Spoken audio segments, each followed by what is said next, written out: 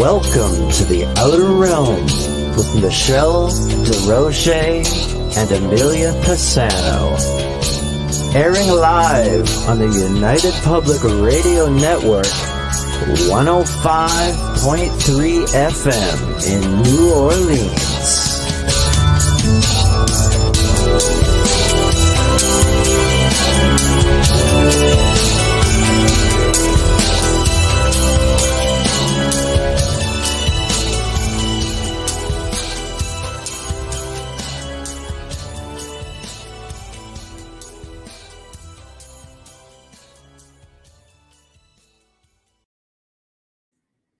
Good evening, everyone. Welcome to the Thursday night segment of the Outer Realm. We are broadcasting live here on the United Public Radio Network, 105.3 FM from New Orleans. We are fully sponsored by the amazing people over at Folgers Coffee who have been with us since day one. So thank you, Folgers. Also, big thank you to our other sponsor, Dr. Snick, the Sonic Surgeon, aka Justin Snicker, who is responsible for that amazing intro and outro that you guys hear. His music is found anywhere that good music can be found. Tonight, we welcome back the return of David Weiss. He's going to be continuing where he left off with the flat earth perspective, shall we say. Try to reframe that. So love him or hate him, you don't have to agree with him. However, as per our motto, we don't always necessarily share the same, we don't have the same feelings, about a lot of what our guests talk about, but we always give them the respect and the courtesy of listening. And we are all students. And from that point on, we expect everybody to play nice in the schoolyard. We're going to leave that right there. So with that being said, I have basically fired off an invite that way he should go. And I see that the chat room is filling up. So hello, Bubbles in the house. There we go. We've got Wayne, Tamara, Zach. Love it. Love it. So should be interesting. We had I know you do play nice, Zach. It's just in generalization. But we had a really fun time with him the last time. And we're really looking forward to it again. He's just got really good energy. He's just full of energy. He's passionate about his cause and what he talks about. And I think that's great. I think that he really believes this and he really wants to put it out there. And we are happy to offer that platform for people to talk about what their perspective is on certain things. And again, as per our disclaimer, we don't necessarily, share the same opinions, but we do always, show respect to our guests. They are taking the time out of their evening to spend with us all. And whether you agree or don't disagree, I think, again, the courtesy is, everybody deserves the courtesy. But I have to say, he had and still holds the record for probably the highest archive hit on SoundCloud. That's right. It went up really quick. So he's probably neck to neck with a couple of Joes and ours, but he really went up quick. And on YouTube, he does hold that record with us. He's got well between 2,000 and 3,000 listens. And that happened relatively quick. I put that on the Outer Realm YouTube just as an archive, as a backup. And within a week, it shot up to over 2,000. So there's definitely some interest out there. Yes, Tamara, everyone does have a right to their own view of the universe. And is that going to be one heck of a show tonight? It will. I think so as well. I think it's going to be a great show. I heard somebody make a comment today, just going through some research and you're checking out what other people's shows that our guest has done. And people are like, you know what? You can believe what you want. That's your perspective. It's your prerogative. But if you're in a position of authority, you shouldn't teach certain things to people. I'm going to talk to him about that tonight. But I don't know. I think, you know what? I absolutely agree. But people, again, have the right to listen and make their own judgment call. I think we've been living in, suppressed state of everything for quite a long time now. And over the last couple of years, it's been having to mind our P's and Q's, including right here, on YouTube and such. So we do, we are seeing a lot of censorship and that sort of thing. And I just don't think that that's right. I think if you're an adult, then you should be able to make up your own mind. If you're a child, then a little bit of a different situation. And, the fact that you'd be listening to one of these shows, I would like to think that you'd be with a parent or somebody along those lines just to sort of guide you through that. But as we wait for David to come in, I'm going to grab his bio. So David Weiss is a businessman who walked away from his own very successful company to pursue spreading the truth about our world. He is the host of the Flat Earth podcast, creator of the Flat Earth Sun, Moon, and Zodiac Clock app. He has an amazing ability to take anyone from ridiculing the idea of a flat Earth to the mind-blowing understanding that we don't live on a spinning, wobbling, rocketing water ball in infinite vacuum. I like that. He also shows you why the topic is the most important topic of these troubled times. And we are in troubled times without a doubt. So with no further ado, here he is. Hey, how are you? Hey, what's going on? Thanks for having me back. Oh, we had a blast with you the last time. Yours would be great. Oh, hey, I just want to start out by saying nobody should believe anything I say, right? I'm going to point towards a bunch of doors that you've never seen, probably haven't seen. And then it's up to you, listeners, to go investigate yourself and find out what's true. Belief is the enemy of knowing. Belief is easy. It's a lazy man's trick. You want to be rich? Invent something that'll make people lazier and everyone will get it. Okay. People love being lazy. You believe, you have lots of beliefs, right? If I told you I lived in Connecticut, you could believe I live in Connecticut. You're done. But if you wanted to know I lived in Connecticut, you'd have to go do some research, go online, look on Facebook, find my friends. Oh, they're all in the same town. Look, there's this high school. Yeah, now you know. But belief is the enemy of knowing. And the thing is, people believe they live on a spinning ball because they were told by a guy in a lab coat, a teacher that memorized textbooks and got A's. Therefore, they become the teachers, right? Textbooks made by the controllers that never want us to challenge their authority. Textbooks that teach us to be good little slaves for the corporate system that they have here. They don't teach us to use our higher minds, connect with nature, connect with source. They tell us 90% of our brain is unused. We only use 10%. That's the goal of the education, indoctrination, heliocentric system. So thinking that I'm the crazy one, well, I might be different than the majority of the people, but that's changing very, very quickly. There are so many people. You did an interview with CNN, and basically they asked you about this, and you actually were the first one to say, "What do you think? I like this? You think I like people thinking that I have these, idiotic ideas, and I want to be put in this position?" And I thought that was really interesting that you would come forward, with that sort of a remark. Since we talked, this is the people that are on the friend finder near me, which is in my app.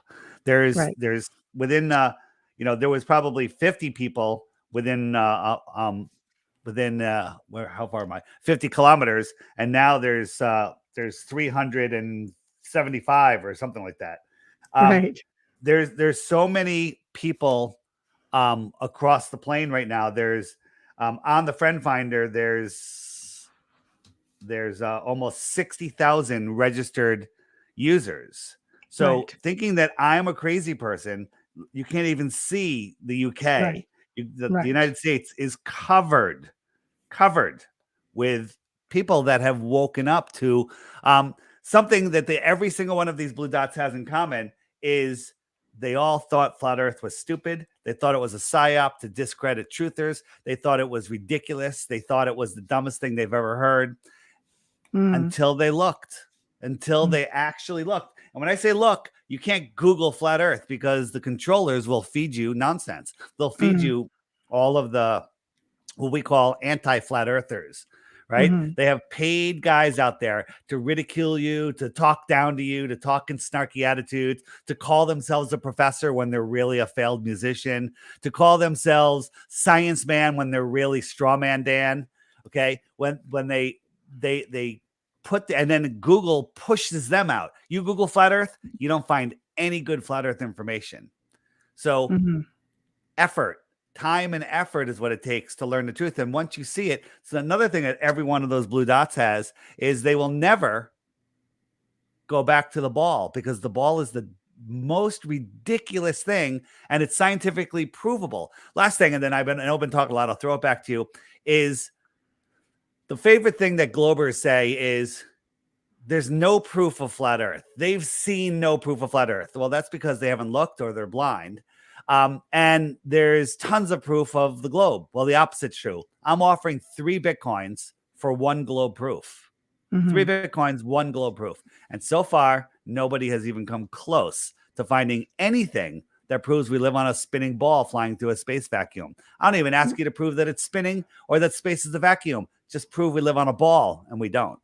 But didn't somebody just come out and say that he accepted the challenge on Flat Earth with $100,000 reward For a and map?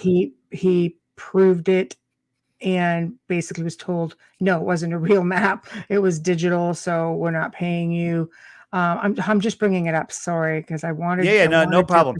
I wanted your perspective on it. Yeah, he goes by Flat Out Hero. No, boasted Flat Out Hero. It's impossible. Never heard of him. Really? Yeah. There's some article.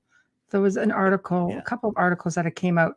And I thought for sure you would have, because that's a substantial amount of money that's much like yourself, somebody put out there and say, you can prove or disprove the flat Earth theory, I will pay out $100,000. And to this point, it has not been paid out. I'm not asking you to disprove the flat Earth theory. I'm asking you simpler, prove your globe theory. Because, the best argument the Globers have is, well, the stars move in weird positions. They appear to counter rotate the opposite direction in the south, when the truth is, no matter where you are in the world, all the luminaries in the sky, sun, moon, and stars, rise in the east, set in the west. Okay. But because you're turned around, you watch something spinning, turn around, it's now spinning counterclockwise versus clockwise. So, and also the optics of the sky are no way to prove the shape of the Earth. The other thing is, nobody has proven that any of the lights that we see in the sky, sun, moon, and stars, are even physical, or their size, or their distance. It's all made up pseudoscience. And people just believe it. Well, a guy in a book, Copernicus wrote it, a couple hundred years ago or whatever. Well, Copernicus made a telescope that we don't even have lenses that can do what his supposedly did back then. I don't think so. Right. Our consumer optics in our cameras, Nikon came out with the P900 and P1000 camera, completely blow the globe Earth to pieces. Right? On a globe, you should have a physical horizon at a certain distance. Our horizon isn't physical, it's optical. When you look at something in the distance, it's because the farthest you can see is where the sky meets the ground. Where the sky meets the ground. Are we a quick question? Are we broadcasting to a lot of audio listeners or just mostly video listeners? Yeah. I mean, millions of audio for sure. Okay.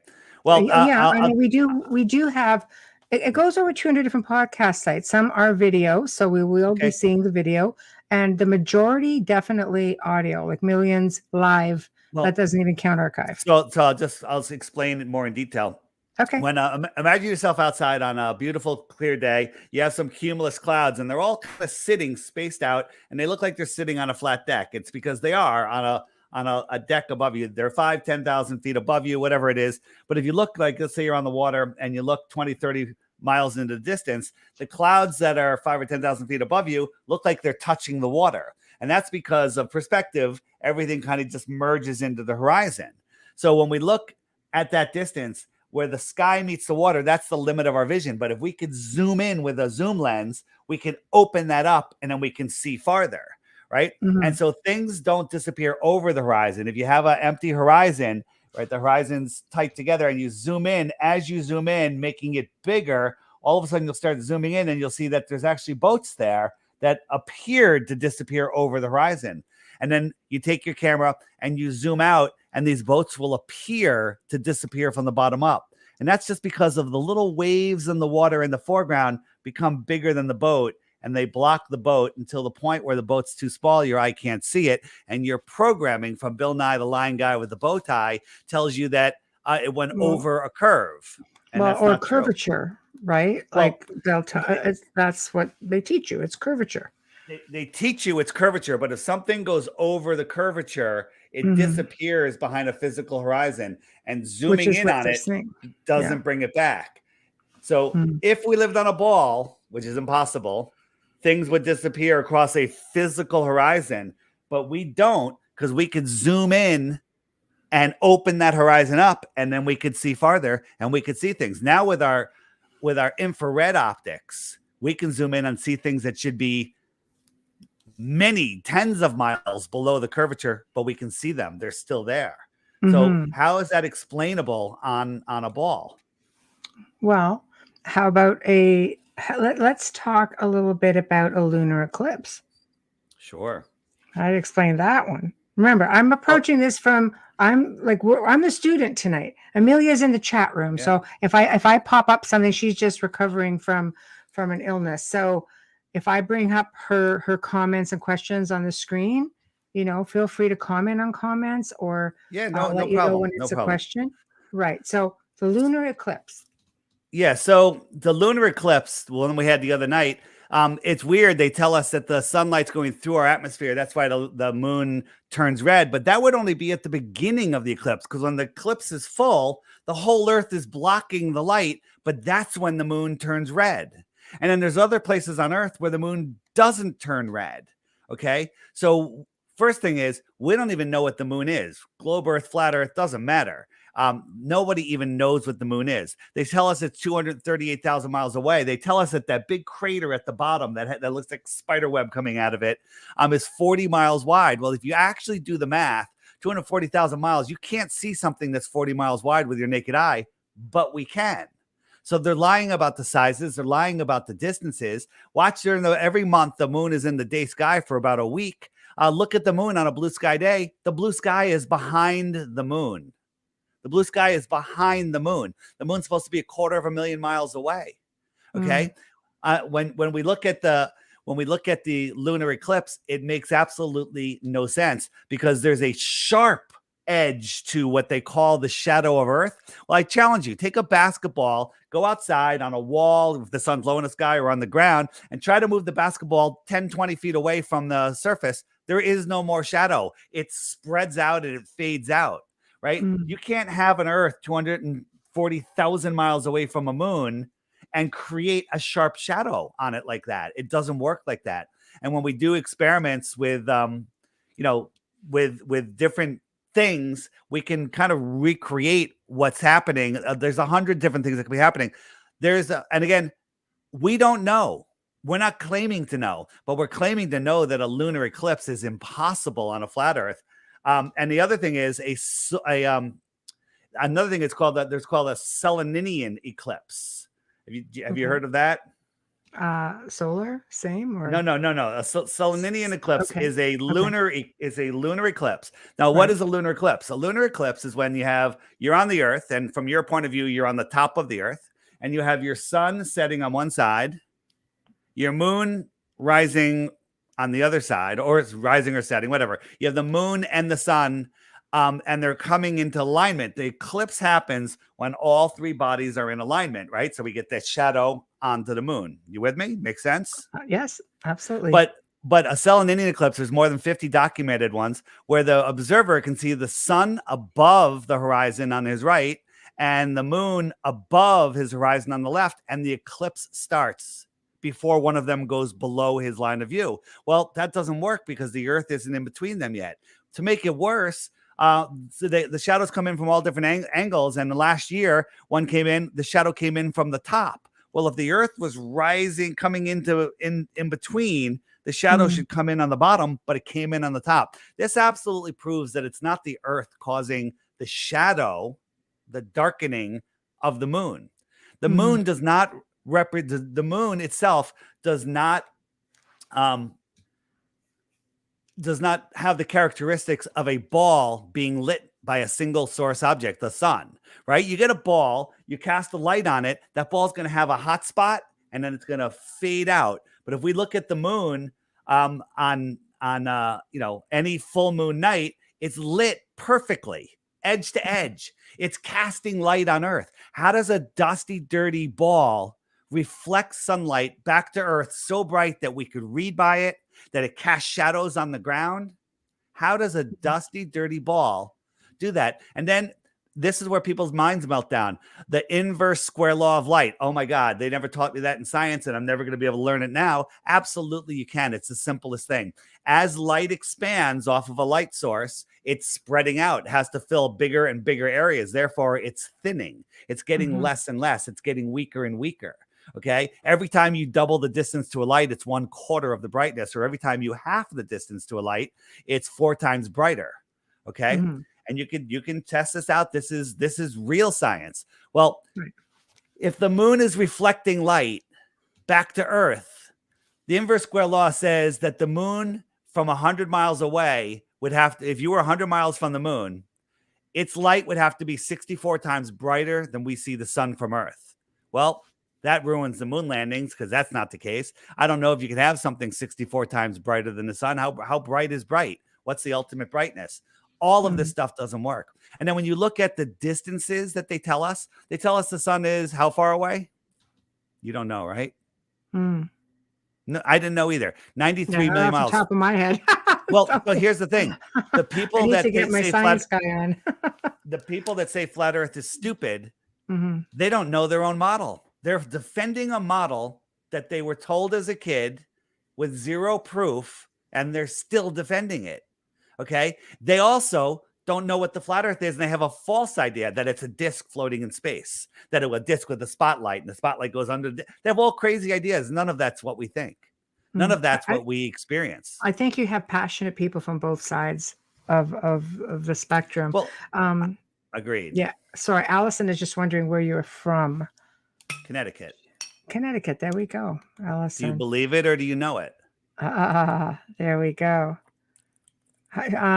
Adrian says, how do you explain seasonal changes with the sun being indirect in the winter, but closer, and more direct, but further away in the summer? I'll leave that question up for you. Okay. Well, it also depends on what summer and winter we're talking about. So for those of you listening, I'll try to describe it the best I can. So when we look at the Earth, the way let's talk about, I'll get to seasons in a second. But first we have to understand what the flat Earth is. So the flat Earth is not a disc floating in space, right? Which they want you to think. The flat Earth is more like a pond, right? A pond. What is a pond? A pond is a body of water surrounded by land that's higher than the water. It's the container of the water. The pond is the shoreline. The shoreline of the pond is just higher than the water. Well, Antarctica, they tell us, is a continent at the bottom of the ball. They also tell us a little bit, which is a lie. They also tell us some truth that it's the highest continent on Earth. It's plateau. It's, ground level is higher than all of the other continents. That's interesting, right? But if we look at how the Earth really is, Antarctica is the shoreline of the world pond. Put all the oceans together, put all the continents and islands floating all out in the middle of the ocean.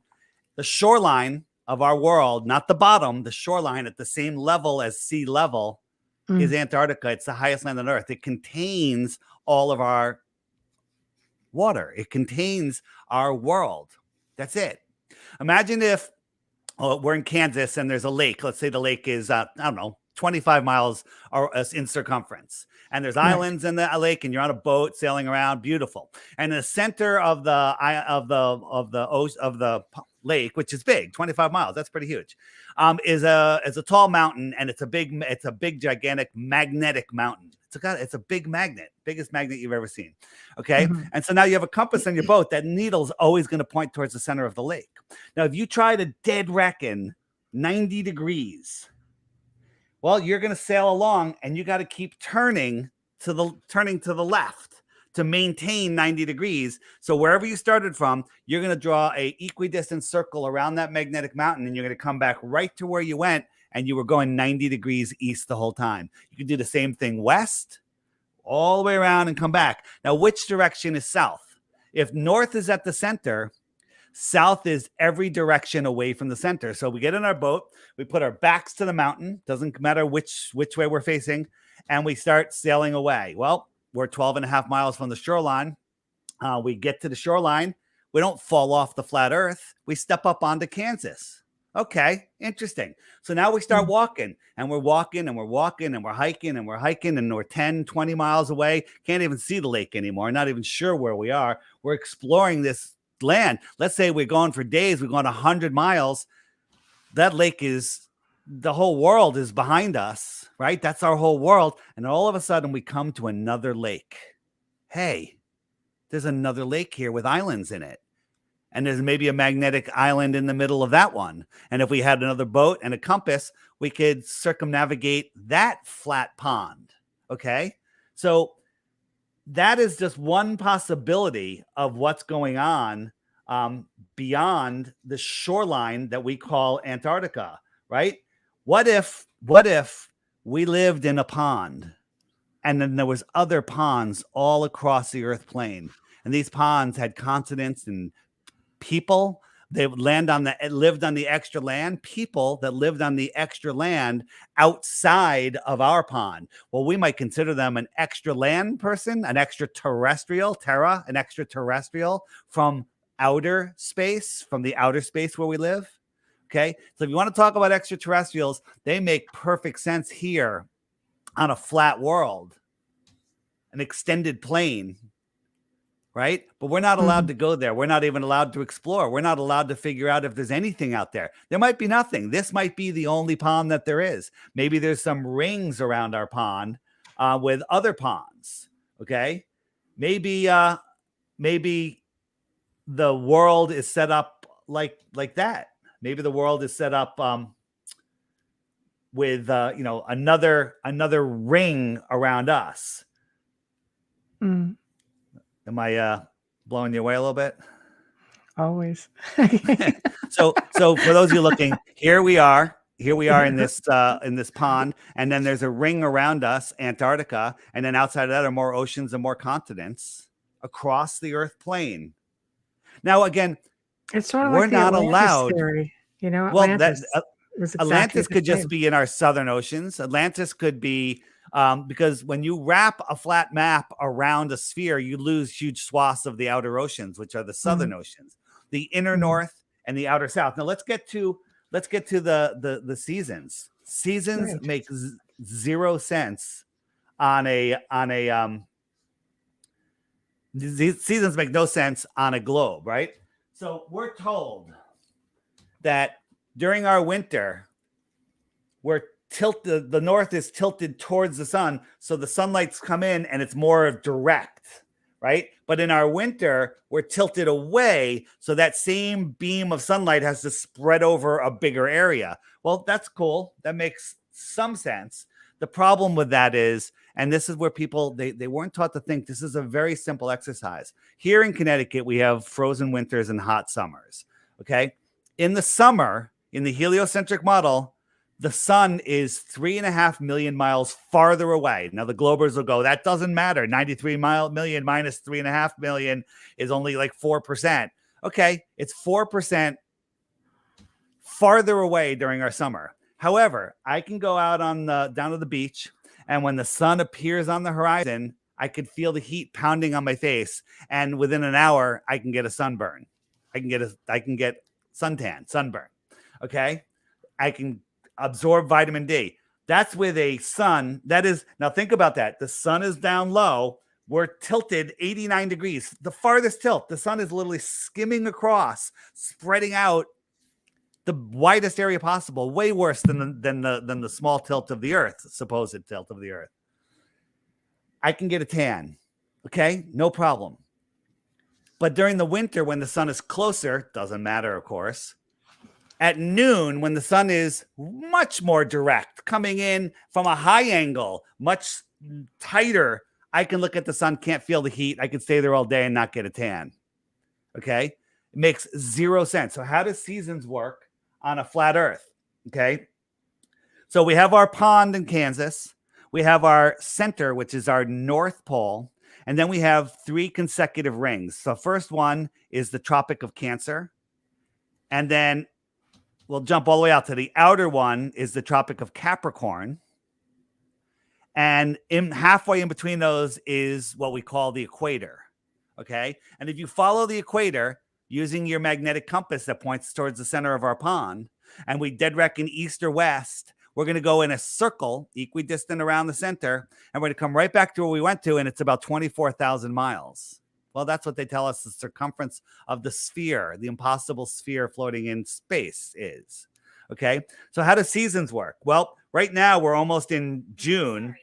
And in June, the sun migrates all the way into the Tropic of Cancer, and it makes this tighter circle around the Tropic of Cancer. Well, the Tropic of Cancer is as close as the sun gets to me in Connecticut. Well, June is the height of our summer. The sun is close, therefore it's high in the sky. If you went out in the street that had a whole row of streetlights and you were standing directly under one, pretend that one's your summer sun. And then pretend the one a couple blocks down, that's your winter sun. Well, it's the same height, but it looks much lower in the sky. And if it kept going, it's going to become at your eye level, and then you can't even see a mile down the street because those are out of your view, just like the sun goes out of your view every day, right? Mm-hmm.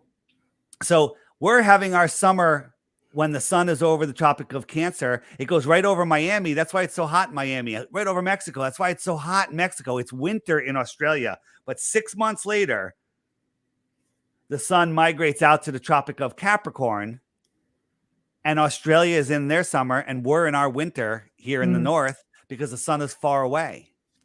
It's very simple. It only works on a flat earth. In the Flat Earth Sun, Moon, and Zodiac Clock app by Blue Water Bay, you can find it at flatearthdave.com. There's a frequently asked questions button, and don't believe anything I say, and don't just believe YouTube videos. However, I'm going to tell you something that will lead you to a YouTube video that somebody made for you, did all the work for you lazy globers, and then you can see it and you can go verify it yourself. But in there, we have What About Seasons. And if you click the What About Seasons, up comes a playlist of videos that YouTube won't let you find. You can search these by name and they won't show up. You're going to get other propaganda videos. Why are they hiding it? Why does every video that mentions flat earth have a Wikipedia thing underneath it that says flat earth is an ancient, scientifically proven wrong, belief? Show me the science. Flat earthers love science. We hate pseudoscience. Heliocentrism is pseudoscience. Adrian, who asked you the question, says the sun is closer in the winter, but indirect. Well, they tell us it's closer in the winter, but it's lower in the sky because we're tilted away. That works, but it doesn't make any sense because at noon in the winter, December 21st, here in Connecticut, the sun is about 55 degrees up in the sky. That's a pretty direct angle versus sunrise in June, where it's 89 degrees tilted over. It doesn't get any farther. And the heat is different, right? So that's more indirect, right? If you believe in the tilt model, it doesn't matter if it's tilted, axial tilt or spin tilt. It's the same thing. It's the angle to the sun, right? In the winter, the sun is more direct from that angle, but as we spin, it becomes less direct. You spin into the sun and then you spin away from the sun. So the sun is direct, indirect throughout the day, every day. So it makes absolutely no sense. And again, watch the videos, then you'll understand. Heliocentrism makes no sense. And if you look at the heat maps of the world, if the earth is tilted, how come it's hot between the tropics? The tropics are tilted away from the sun. It should, the heat map should not just be in between the tropics. If the ball is tilted and spinning, the heat map's wrong. It only makes sense on a flat earth. Okay, next question. Zach has two. He's asking on behalf of a coworker of his. First question: if Earth is moving faster than 100 kilometers per hour in space and spinning at 1,000 miles per hour at the equator, how does NASA capture pictures of our planet? I'll leave it up for you so you can see it. So the first question, the first thing is, if you watch, I I used to watch a lot of Nova and all this stuff, and they were talking about the deep field pictures, right? So that they focused the big telescope here on Earth out in a little tiny spot in space and did a time lapse, and now they found hundreds of other galaxies, right? And each galaxy has 100 billion stars in it, just numbers that are absolutely ridiculous, numbers that our brains can't comprehend. And they talk about how this telescope is on a cement pad that's like 10 feet thick. And it has to be 10 feet thick so there's no vibrations. And the technique, and then remember, the Earth is spinning at 1,000 miles an hour, and this thing tracks that spot in the sky with the Earth spinning 1,000 miles an hour, and somehow it's able to stay perfectly on a spot deep in the distance. Now think about this. Have you ever used a laser and tried to point it at something just a few miles away? The tiniest little movement moves that laser like a mile. Okay, we were doing some long distance laser testing across a frozen lake, and we needed a machine that did tiny micro adjustments because you couldn't adjust it by hand because you move that a tiny bit and the dot on the far end of the lake moves a half a mile, and then the people that are trying to photograph it can't. So you're talking about greater distances, right? So the thing that they said in this documentary, that the operator of the telescope has to wear socks, can't even wear shoes. When he walks around, he has to tiptoe around because it could ruin the whole exposure that takes hours. Well, the Earth is spinning 1,000 miles an hour. Are they forgetting that it's orbiting the sun at 66,000 miles an hour and chasing the sun at 500,000 miles per hour? Are they forgetting about that? And then you have to make it worse. You got the Hubble telescope, which is mimicking all of those motions on Earth, and it's moving 17,500 miles an hour just to keep up with the Earth. Okay? Mm-hmm. This is all pseudoscience nonsense. I mean, when you look at the Hubble telescope, it's literally a tin can in space. It's really a joke. And 20 years, they took a picture of it just recently. It's the same picture that they showed us when they put it up, right? And if you look at it, it looks like tinfoil wrapped around a can of beans and a little wheels from a balsa wood airplane. It's nothing. This is not real. And people just believe it. And it's also in the thermosphere, which is like 3,000 degrees. Can you tell me an alloy that doesn't melt at 3,000 degrees? Okay, next question. Amelia, I will come to your question in a moment. This is part 2 of Zach's question. Why does the media say that a meteor is heading in our direction if we are moving at 100,000 miles per hour through space? How do they know which direction we're headed in? Is there a compassion for space that they don't tell us about? Which will lead right into Amelia's question after this. Yeah, so here's the whole thing. The media is completely 100% controlled by the elite, if I should call them that, the powers that should not be. And it's all just mind control. They steer our minds with the news, north, east, west, south. And they feed us with fear, FEAR, false evidence appearing real. When they every time there's a new asteroid every day. Every Christmas there's an asteroid that looks like an elf. And then on Halloween, there's one that looks like a jack-o'-lantern. Every year, they do it every year. Oh, there's one that just missed us. It looks like a jack-o'-lantern too. And they have a heart-shaped one on Valentine's Day. And they make up all of this stuff all the time. There are no meteors. Well, what about the impacts, the big craters, right? Well, if meteors came into Earth, and by the way, every time they happen to film one from a dashboard cam in northern Russia, they're always coming in at very shallow angles. And if something comes at a shallow angle, it doesn't make a circle. It makes a long, dredged out trench. But all of the meteor craters, the one in Arizona, they're perfect circles. What are they? They're methane bubbles. Our Earth bubbles up sometimes from all different types of things. There's plasma events that happen, but these are bubbles and they're still happening. Just look up, actually on the app in the frequently asked question, there is a asteroids and meteors section. If you just go into the frequently asked questions, slow down, meteors and asteroids, and up comes a bunch of videos that you won't find. These are old geysers, old methane craters, and they're still happening in Siberia, all over the place. There's new ones popping up all the time. Okay, next question then. This Amelia's co-hosting from the chat room. She goes, someone sent me a question. Is the government fooling the world and why? So the government is, it depends on, which part of the government. There's Yeah. Tread stoogers and there's people that cautiously. are, yeah, there's people that know that know everything, but it's all about control. Here's the thing. You know the movie The Matrix, right? The Yes, original Matrix. yes, and I have a question about that came in for you also.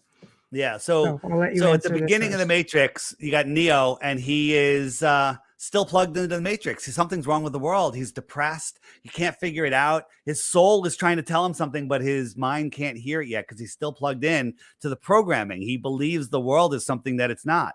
And then look at Neo at the end of the movie when he unplugs from the Matrix, which is the heliocentric system, right? He unplugs. He takes back his power. So this is the whole thing.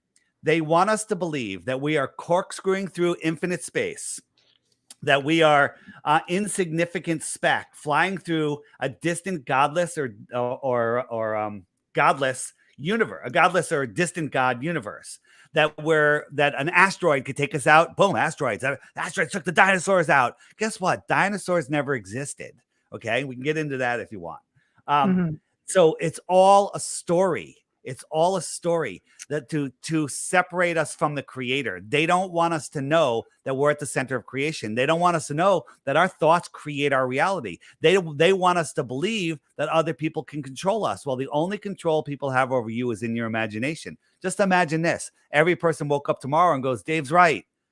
I'm not listening to the government anymore, right? Well, governments every government in the world crumbles instantly, and we don't even know who they are because we don't care. Right, because they're nothing. They're absolutely nothing. I have to bicker a bit about the dinosaurs, only because I mean there's tons of evidence and bones and teeth where DNA is being extracted. So hold on, let's talk about that. Okay. We'll get into that for a second. So there's not tons of bones. There's a bone here and there. They'll find a whale bone at the top of a mountain, and they'll say, "Oh, that was a stegosaurus." There's a lot of bones. Right? There's museums full of bones. No, they're not. They're actually made from ground up chicken bones in China. They're all put into molds, and the museum will tell you, they'll admit those aren't the real bones. The real bones are too radioactive and too precious to put out for the public to see. So these are just replicas of what they have. No dinosaur head has ever been found. And here's the bottom line. If you look at all the megalithic buildings and history, back to the pyramids and on, no one ever mentioned finding a dinosaur, ever, not once. In the 1800s, 1850 something, give or take, some royal guy in England wrote a paper theorizing that dinosaurs existed. Theorizing. First one ever to come up with it. He wrote a paper, published it, and a year later, to the day, he and his team found the first dinosaur. Okay? Enough with the garbage, right? No dinosaur head has ever been found. No dinosaur skull. We're supposedly running off of fossil fuels. Dinosaur juice is going into our cars. This is nonsense. This is absolute and complete mockery of the human mind. They want you so dumbed down and so indoctrinated into their system. Use the 10% of your brain that makes you a good accountant, makes you a good manager, makes you a good marketer, makes you a good finance person working in their beast system, makes you working in their corporate system. They don't want you being an entrepreneur. They don't want you working together and raising children and educating them to the real ways of the world. They want you in their corporate slave system. And the way they do that is the heliocentric matrix. If you're trapped in a prison and you say, hey, I want to be an explorer, and the teacher pulls down the map and goes, Truman, there's nothing else to discover. It's all been discovered. Well, you've just shut off 90% of your brain. You've shut off 90% of your imagination. And if you do that, you stop manifesting. You're stuck in a cave, if you will. Okay, so here's another question just rolling in here. Explain why the Coriolis effect changes direction at the equator? Yeah, so the Coriolis effect is if you look it up, it's a assumed effect. It doesn't. You're watching a video that made by a bunch of scammers at the equator. They draw a line and say this is the equator, and then they get a tank of water and they pour some water in it and they throw some leaves in there, and you can see it circles one way. Watch the video again. They pour the water in to the left of the drain, and everything goes clockwise around the drain. And then the other one, they pour it into the right of the drain, and everything goes counterclockwise. It's all how the water goes in the basin. The idea that toilets and sinks go backwards in Australia, that's not true. I have sinks that go opposite directions in my own home, and I don't live on the equator. The Coriolis effect is a made-up effect. Now, when you push a paddle through water, or push a fan, a piece of, a cardboard or whatever through the air, it's creating opposite rotating vortices. That's a real effect. That's not the spinning of the Earth Coriolis effect.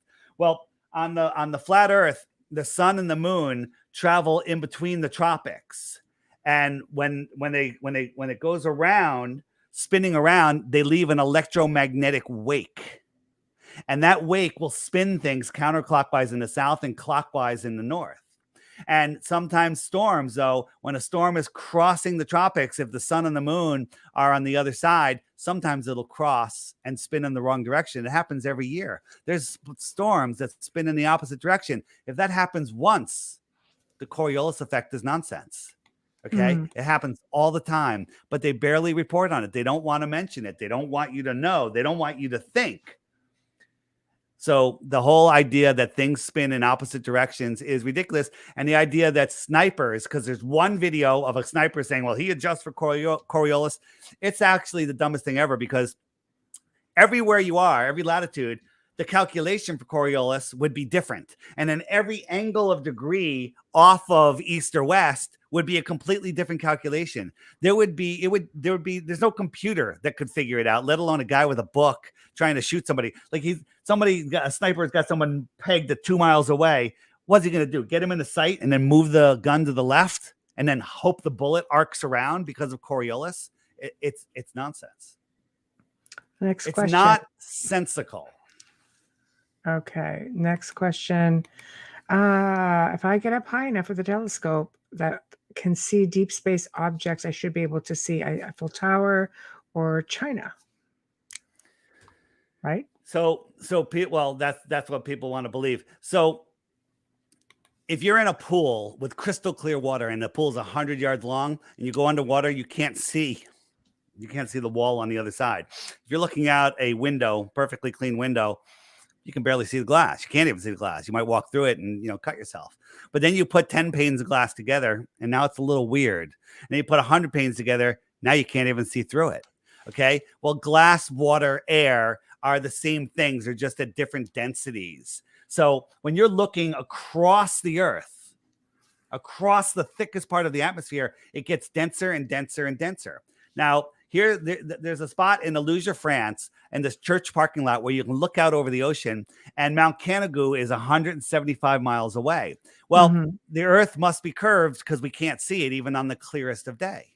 Okay. Right. Well, you don't see me. You don't see anything. You see the light that's bouncing off of it. Well, the light that's bouncing off of Mount Canigou isn't strong enough to push through 175 miles of atmosphere. It gets weaker and weaker and weaker, and it doesn't make it.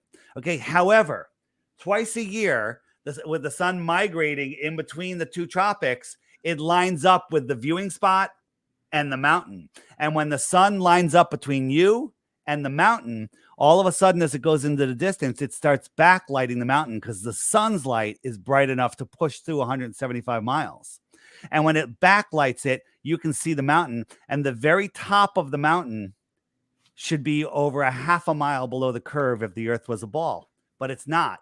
We can see too far. And then when we get infrared that cuts through the glare more, we can see things that should be dozens of miles below the curve. This is not a mirage. This is Mount Canigou in its entirety. And it's the top of the mountain should be over a half a mile below. So that's only 175 miles. You think you could see the Eiffel Tower? Are you kidding me? Its angular size would be 1,000,000 times the magnitude too small for your eye to resolve if the light could get to your eye. Okay? You can't zoom a camera through opaqueness. The atmosphere becomes opaque, and then that's the end. That's the end of it. I mean, that's what you can't zoom any farther through opaqueness. Okay, so that answers that. So let's get back into the Matrix theory. Essentially, what you're saying, this could almost be like the Truman Show and the Matrix all in one. Yes, Because let's very face close. it, poor Well, Truman really got well, worked over, so right? think about this. Think about this. So you have a pet, a dog, a Right, cat, right. whatever, a lion, whatever, and you put them in a small yard with a fence. They're just going to want to find a way out of that fence, you know. Mm, Um, and then so now you take them and let's do it with a wild animal. You have I don't know, a lion, if you will, and you mm, put them in a park that's 500 miles around and then it has a big fence. Well, that lion's going to be pretty damn happy. One day he's going to come across the fence and go, huh, a fence. Then he's going to turn around and go right back into the park. He's going to be good. But you put a human in there in the center of that park. And one day he roams 250 miles from the center, goes, mm, huh, a fence. I'm going on the other side of that, and I don't care what you say. I'm going, because we want to see where our curiosity wants us to explore. That's our mm, nature. right. Okay. So Truman, the story was, his mother couldn't have him. The corporation bought him and they built a set, and then everyone's an actor. Everyone's an Right. actor except Truman, right? Well, if you started making that set bigger and bigger and bigger, you no longer lead actors anymore. If you made it 5,000 miles wide, you could just put people in it and nobody would know. And then you say, okay, just don't let them find the outside wall. And so how do you Mm, do that? Well, look at the Earth. So you can't go to Antarctica. Antarctica is off limits, right? And what do you mhm, mean? Lots of people go to Antarctica. You can take you can pay for a very expensive trip to the edge of Antarctica, and they'll show you some penguins, some ice. They take you to this little peninsula off the tip of Santiago, right? It's bigger than some countries, but they don't take you to all of the rest of Antarctica. They don't take you to the outer lands, okay? mhm. The outer lands away from the center, okay? So if we try to go here, I don't even believe that the United States, that this round of civilization, the 1900s civilization, even started figuring out what Antarctica was until the 1940s and 50s, okay? And when they did, they made it off limits. But if you were the creator, whoever, and you say, okay, I want people here, I want them not to know, I want them to have to figure everything else out. You make Antarctica, it gets colder and colder and darker, and there's no food and there's no animals and there's no nothing. So you make it super hard to get there to maybe where the dome terminates, if there is a dome, right? Okay. And then you say, okay, Yeah. well, going up, we're going to make it the air thinner and thinner and harder and harder and colder and hotter. It just make it so difficult to go up. So we can't go up. And then if we tried to drill down, which we did in Russia, the deepest hole we can only get to 7.5 miles because it got too hot and too hard. Well, now we're kind of trapped with walls that we can't really see. We can't go to Antarctica because it's just too cold. And we're told that it's the bottom of a ball. So why bother? Because if we made it, we just come out the other side and we can already get to the other side without going through that cold and dark. So we're here in this prison for our mind. Okay. And this prison is a new thing. It's not 2,000 years old. Aristophanes, the back in ancient Greece, nonsense. That he supposedly figured out the shape of the earth with sticks and shadows. Not true. This whole globe thing, all of our history, all of the leaders from the past are, they're made up. They're fictional, right? Fictitious. So this is a new thing. They were teaching flat earth here in their 1900s into the mid 1900s, right? And then it all changed. And they said everything's a globe. And there's all this history that shows us it's a globe. It's not true. It's not true at all. It's all every culture has known that the earth is a flat plane, right? Okay. Every culture before NASA, every religion before NASA's a religion, talked about a flat immovable plane. The Bible's a A flat earth lot of book. the The Quran's a ancients flat earth believed book. that until the Greeks. Well, so the story is about the Greeks supposedly figured it out 2,000 years ago. So I thought I talked about this, but I'll show you. Aristophanes supposedly figured out with sticks and shadows. So think about this. If we're back in Aristophanes times, they thought that we were geocentric and the sun went around us. Okay. Well, that means the sun should be pretty close to us, right? Versus what we call an infinite sun, which is a distant sun, 93 million miles. The sun's so far away that all the rays come in parallel, although no one's ever seen parallel rays, right? We always see rays coming in at like this, crepuscular, okay? They're not coming in, but he assumed there's parallel rays. And so he did his famous sticks and shadows experiment. So here, let me just get that, where he had he noticed that one day in a well he could see the sun shining on the bottom, which meant that the sun is directly above him. And he came up with an experiment. He'll put a stick in the ground and there'll be no shadow. And then his buddy, who counted the paces for 500 miles and somehow he's able to communicate with him, he'll put a stick up and there's a shadow. Then he can measure the length of the shadow, figure out, well, his shadow is a right angle, and he can do the whole thing. His no shadow is vertical, right angle, Pythagorean's theorem. And he figured out the shape of the earth within 1 or 2%. Amazing. Carl Sagan drilled that into our heads in the show Cosmos in the 1980s. And I loved that show. It was amazing. I was really good at astronomy. Okay. The problem with that is on a flat earth, it works also. We have a small local sun directly above Aristophanes. His buddy, 500 miles away, puts a stick up, measures the shadow, figures out that flat surface that we're looking at is a sphere. Just put down 3 beer bottles 5 feet apart in your house and put a light over the middle one. The middle one has no shadow and the other 2 have opposing shadows. You can now do math that'll tell you the sphericity of your flat floor. Okay, so I have a bunch of questions. Okay. Zach says, this question comes to me. What was the catalyst that started David down his journey of proving that the earth is indeed flat? I was sick of people telling me to watch flat earth stuff. It's the dumbest thing ever. I banned them from my social media for life for even suggesting it. And then Sophia Smallstorm, a very prominent researcher in the truth industry, said, Dave, I think the deceptions are worse than what we've been discussing. I think the earth might be flat. And I'm like, not you too. And she goes, here, watch these. She sent me Mark Sargent's Clues, a couple other videos. And I was like, let me watch these videos, but they're not going to prove anything. I went in with a closed mind and I was like, that's interesting. And then I started looking for more. And back in 2014 and 2015 and 2016, YouTube would go, oh, you like that? Here's some flat earth videos that just were put up recently. And there was hundreds of videos going up every day. And YouTube fed them all to us. And I was like, wow. And I was like, then I saw all these boats over the horizon videos. And I'm like,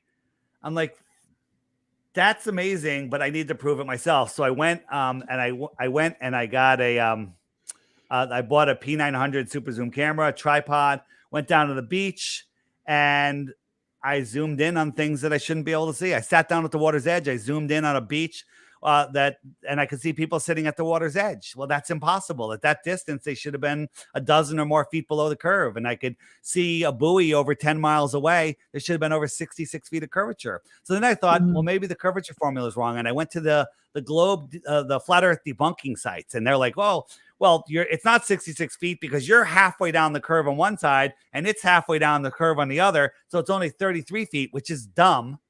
But I'll give it to them. I'll handicap you. Go ahead. I don't need 33 feet. I can still see something 10 feet tall. How is that possible? Then they come in, oh, refraction. It's not refraction. We can see across Chicago, across Great Lakes to Chicago, 50 miles. The tops of those buildings shouldn't be showing. We can see the entire city skyline. Then the weatherman who was talking about the picture said, oh, it's a mirage. So a couple of our guys went down there, got on a boat on a clear day, put the camera on that mirage, and then took off and went 50 miles across the lake. That mirage should have disappeared at some point. It never did. Buildings always stayed. It wasn't a mirage. It was the actual buildings. That means that the earth is either flat or 1,000 times bigger than they tell us. Okay? Adrian says because the camera is not at ground level. Sorry, Amelia, I'll get back to you here. No, that's absolutely not true. The higher you put the camera, the farther you can see, because your angle, you're changing your angle angle of attack. They tell you, like in Dubai, you can watch the sunset, then jump in this building, go to the top, and watch the sunset again. No, that's because the sun is going behind the atmospheric deck of opacity. What do I mean by that? I'm going to show you something very visual here, but I'm gonna show. I'll explain it for those of you that are listening. But I highly recommend that you find this video and do it. So yes, on the Earth curve calculator, and you can just Google Earth curve calculator. It's also in the app. Just go to the app and go to the Earth curve calculator. You put in the distance and the viewer height. It takes into both. Okay. Mm-hmm. And even if you want to do that, it's half and half, cut everything in half. You can still see too far. It doesn't matter. So the way it works is the sun moves along a level path across the earth. So here's my kitchen counter. It's flat. The sun is going across this line. Now, right here, I have an obstacle. It could be a mountain. It could be a city skyline. It could just be the atmospheric becoming opaque over distance. But the sun never goes below it. Now, I have a camera on the other end of the counter, looking up at this thing going away. Now we'll look at it from that perspective, from a terrestrial perspective. And when you look at this line, it no longer looks level. It looks like it's going down. And the top of this opaque barrier is at eye level. And it looks like this is going below it, but it's not. It's just going away. It's just going away. Look at this line. It's going more down than level. And this is a level line, and this sun is moving away. Comparing it to a real sunset, the sun went away, down, and look, it's going behind something right here. This is the atmospheric deck of opacity. Looks just like this, but this is what's really going on. Okay, watch again. It's just going along this level line. It looks like it's going down, just like the sun looks like it's going down, right? They don't teach us perspective in school, right? Well, Dolly says measuring the inside of a small portion does not measure the whole. Low orbit is still way outside the scope of the Earth. I don't know what you're talking about. That's in the comment.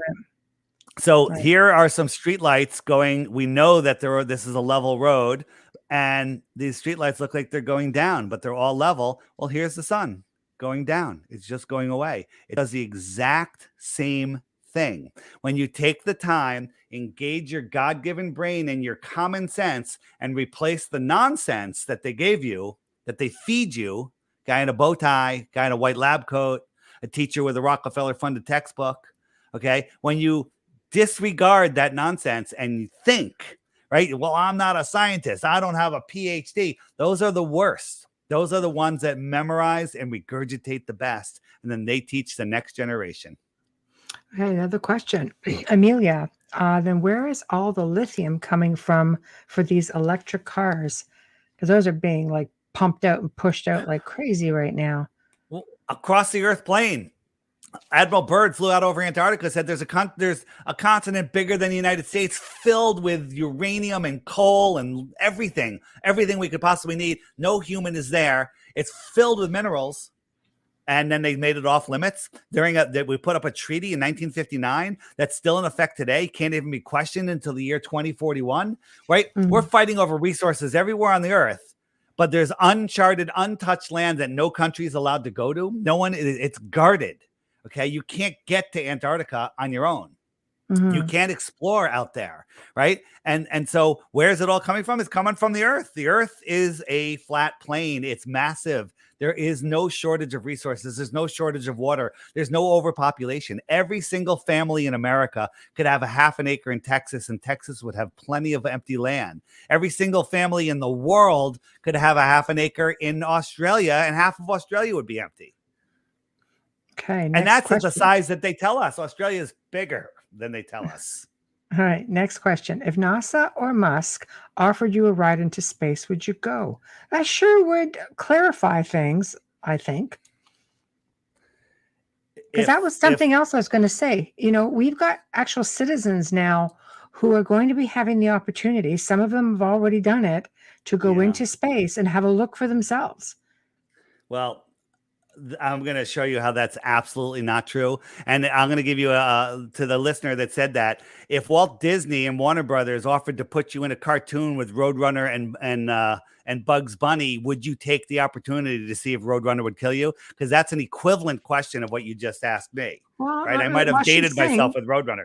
What I'm telling you is one way to prove it to be true or false is take the ride and see.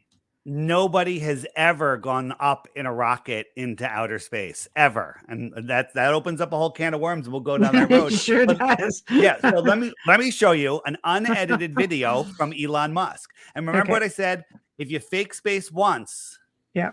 I don't know if I said it on this show. That might have been the last show. Then you're a liar and everything. So oops, that's not the one I wanted. This one's pretty bad in itself, but I'm going to show you a better one. Okay.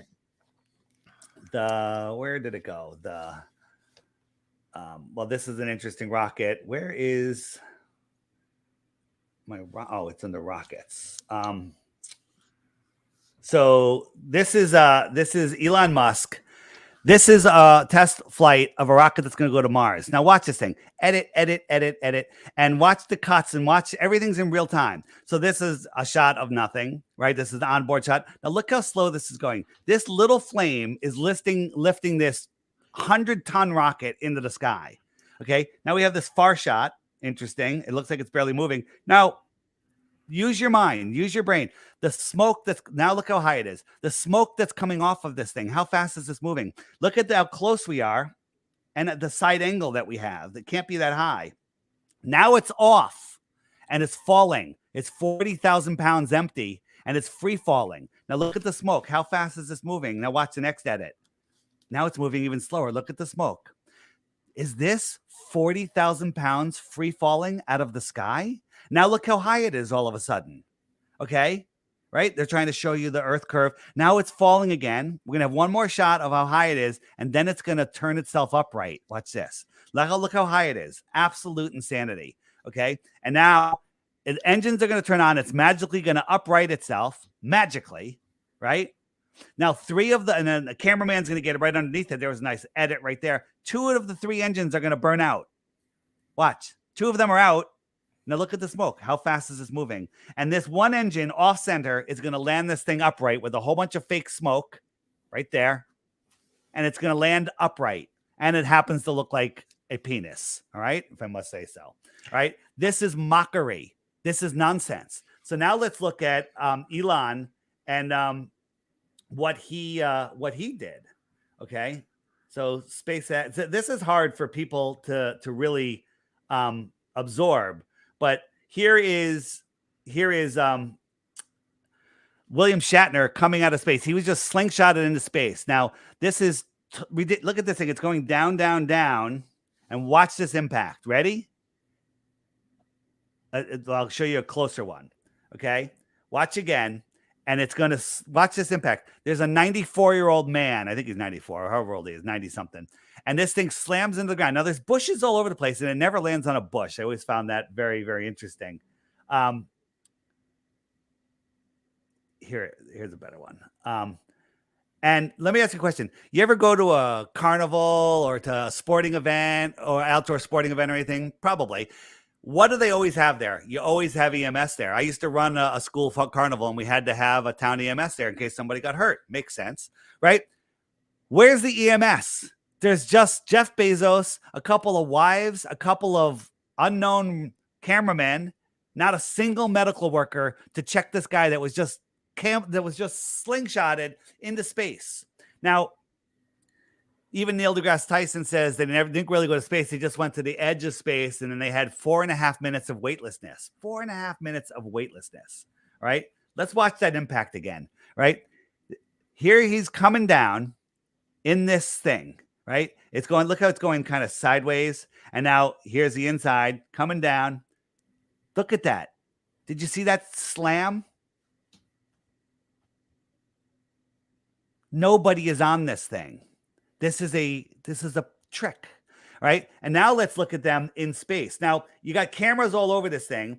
Well, if they're floating for 4.5 minutes, I want to see the uninterrupted footage, but you can't because this is all they show you. They show him playing with the little floating things here. Now, there's two things that could be happening. Some of this could be in a zero-G plane, and some of it could just be they're all hanging from wires. But here's Shatner over here. He's not even floating because that's a whole nother thing. But this is all edit, look, edit. People are in different positions. This is a whole series of shots. I believe this is done on what's called the zero-G plane. Okay. Well, Dolly says that her father worked for NASA. She has personally seen rockets, and I know Dolly, and she's personally seen rockets lift off into space, and the men who went returned weeks and months later, and they actually do return from the sky. And she's recommending that maybe you should go and watch a takeoff or a landing in person. We have, but you can't get closer than 10 miles. You're 10 miles from it, and they're launching balloons. Okay, they're literally launching balloons. Okay, so so here is if you look at the space, let's look at the space shuttle. Okay, so this is 4 million pounds. Okay, 4 million pounds. And this thing is blowing around in the wind. Can you see it blowing around? You know why it's blowing around? Because this is literally a bouncy house with a firework on the bottom. You don't get to see this thing take off. When you do, it turns on its back and it flies out over the Bermuda Triangle and it disappears. And within a minute, you're watching a cartoon.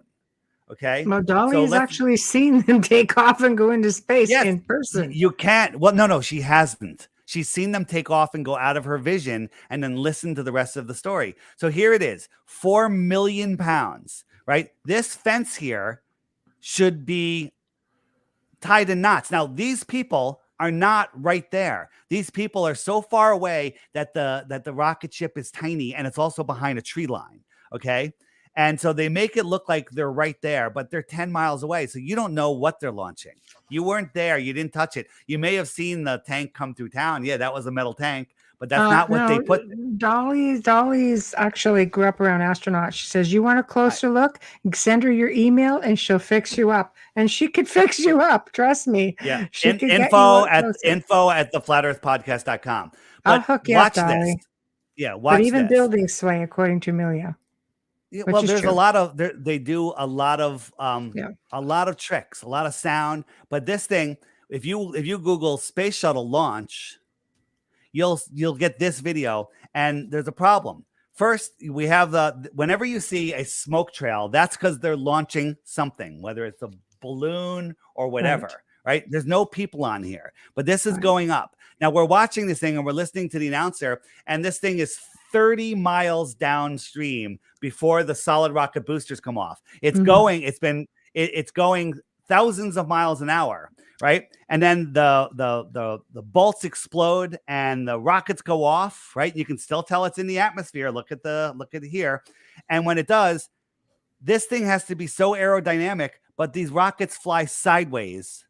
They would be ripped right off, right?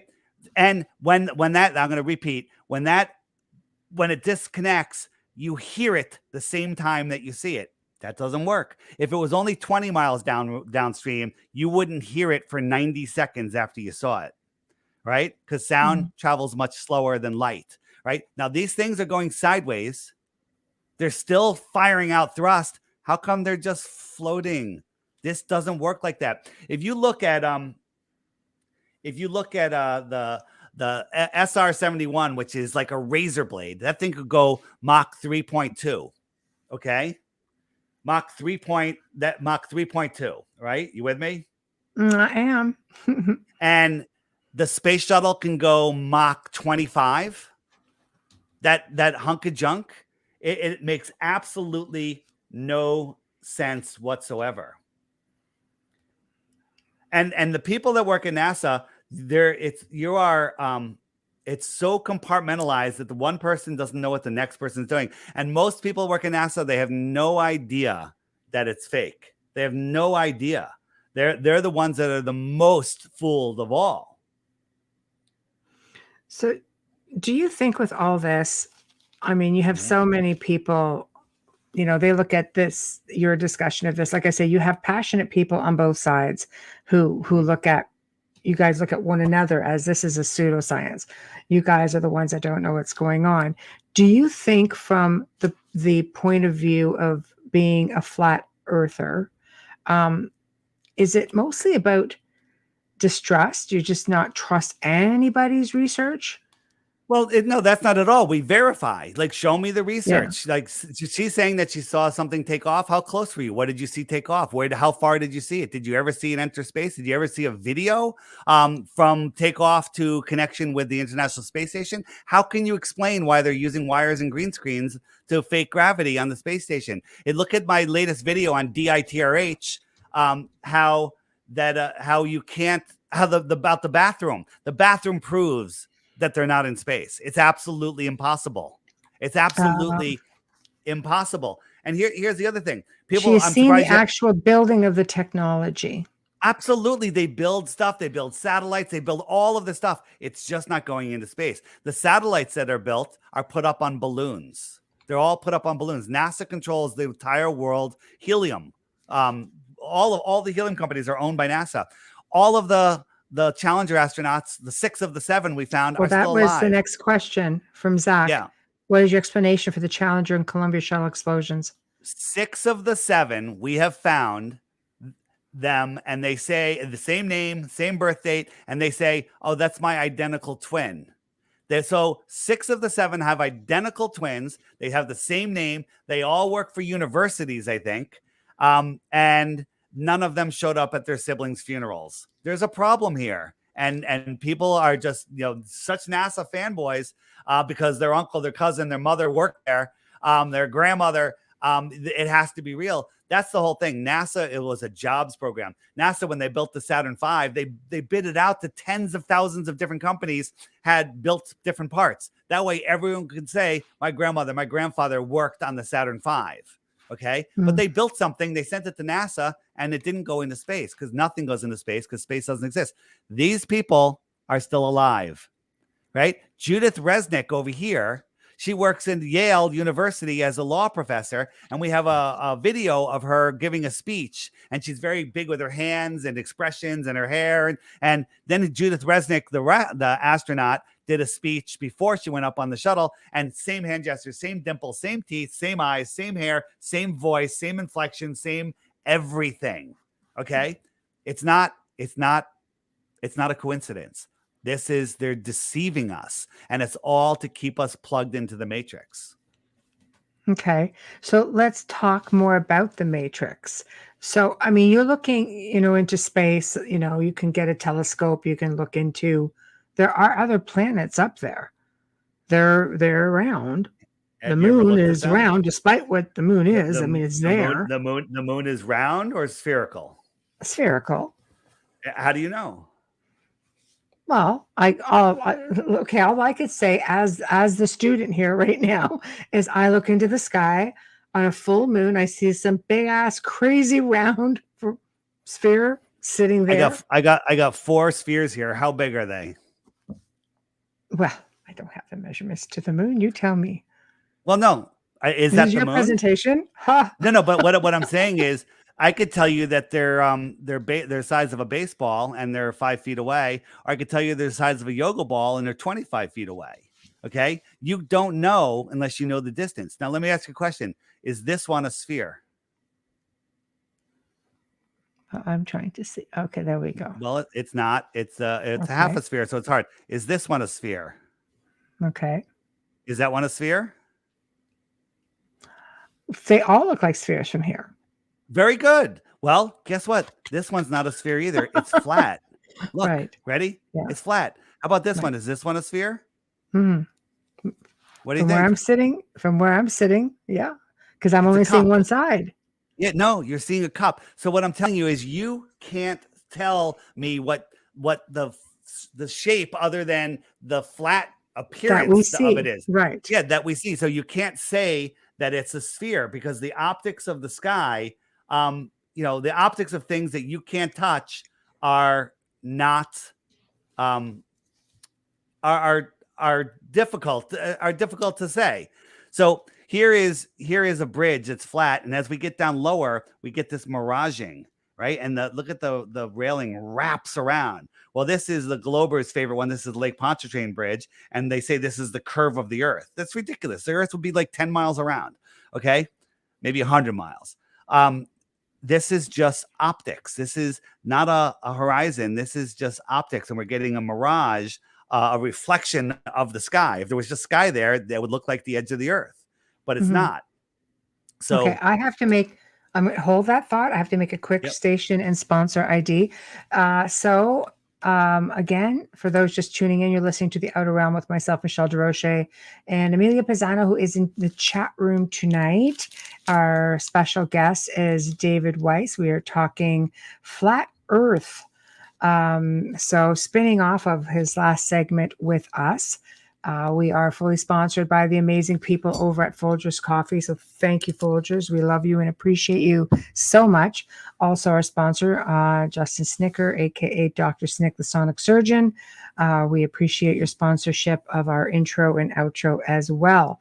So if you're just tuning in, again, we are talking about the flat Earth and David Weiss. Love him or hate him, he's passionate, and he's definitely got an answer for everything so far. I don't have an answer for everything. I have, when we're done, we're going to find that certain things fit into only works on a flat Earth, and certain things work on both, but nothing only works on a globe Earth. There's a problem. There's a problem there. So this is NASA. The famous picture of Jupiter in 2014 and 2016, they said, we got a picture of the northern lights, which prove that there's a magnetic core at the center of Jupiter. Cool story, but why are all the clouds exactly the same? This is just darker. Every single cloud, it's the same image. They're lazy. They're lazy, right? This should change by the hour or by the day, but it's the exact same thing over 2 years later. Well, Dolly says pictures are one-dimensional, two-dimensional at best. You're actually three-dimensional, so you can see that your head is actually round because you're three-dimensional, right? Because you're here and you can measure it, but you don't know the optics of things. Okay. And if you can't touch it, like, go ahead. I was going to say, going back to flat Earth, Adrian says, I want to know what's on the flip side of flat Earth. And Amelia's like, yes, what's holding it up? So, good questions. It just suspends. It just sits there. Like, what's under it? I don't know. Nobody knows. Nobody knows what it is. It's it's created. I don't know. And what's at the end of your infinite space? Okay, that's a tougher question than what's under the flat Earth. I don't know. They say it's God's footstool. I don't know. Right. Okay. So next, all right. Yeah. So next, Amelia says maybe Jupiter just doesn't change. That is not true because maybe it doesn't, but according to NASA, it does, because if we look at Jupiter, where is it? Jupiter, where is it? Oh yeah. So this is a video from NASA. Whoops. This is a video from NASA as a probe went towards Jupiter, right? And if you look, the storm, this red eye storm is spinning. All the clouds are they're going in different directions. So this is just over a period of a couple of days. Okay. And then that picture 2.5 years apart, that shows you NASA's lying. Unwind it. All of space is a lie. If all of space is a lie, nobody went to space, right? The International Space Station is impossible to see at the height that it is. If you look at a 747 flying at cruising altitude, it's so small you can barely see it. Double the height, you can't see it. The International Space Station is about the same size, but 50 times farther. And then people will argue that they can see satellites, which are even farther and smaller. But Jupiter does move. She said a still picture does not prove you right on that. This is not a still picture. This is a series of pictures of Jupiter spinning. This is fake. People can here's the problem. And this isn't against women or anything. Women Oh, have a that would be harder. good. No, I'm not like that at all. But women try Okay. to build a safe world for their family. They're like, and you create your belief system and everything. And when somebody like me comes and says, "Hey, your whole life is a lie," and until you accept it, you're going to be living in the matrix. They're going to fight to cling on to it, because guess what? I love space. I love astronauts. I love science fiction. Star Wars. The universe is such a big Dolly place. spent time in space, so it's a Who? little Wait, bit who tough. has? Who has? Dolly has spent time in space, She's so gone to space. yes, and I don't think so. I'm going to connect you guys up. Yeah. What And mission did you have? She's in there right now. What shuttle did she go up on? she didn't go up on a Yep. shuttle. I'm going to Oh, let you guys. She's been on the show. She's going to be on the show so again in so a few weeks. she But I'm going she to went connect the two of you. to other worlds. Let me ask you. The idea of going, like, there's people that have been to other planets. I'm not denying that, right? But if you look at my pond theory, if you go up in some sort of aircraft high enough, the Earth is going to look like a sphere as you get farther and farther away from it, because it's just a circle, right? You're only going to see the circle of light, and then you're going to fly to the next pond. It's going to look like you're going to another planet. But a flat earther, knowing what this place could be, they'll see it. The other person will think they're in infinite space. Here, let's talk about this. If you've been to another planet, do you know how far these planets are? You know how far another star is? The closest star is 25 trillion miles away. 25 trillion miles, 4.5 light years. Okay. And all the other ones are magnitudes farther. Do you know how big a trillion is? Do you know how long 1 trillion seconds is? Take a guess. How long is 1 trillion seconds? I don't want to take a guess. It would hurt my head. You don't want to take a guess? No, I'm going to let you just come out and tell me. Come on. If you guess it within a year, I'll give you a Bitcoin. Yeah. So that tells me right there that I will not be able to. It's 31,000 years. Okay. Wow. So Yeah. if you're traveling at a mile per second, which no human has ever done, it would take you 31,000 years to get 1/25th of the way to the closest star. You'd have to do that 31,000 years, 24 more times to get there.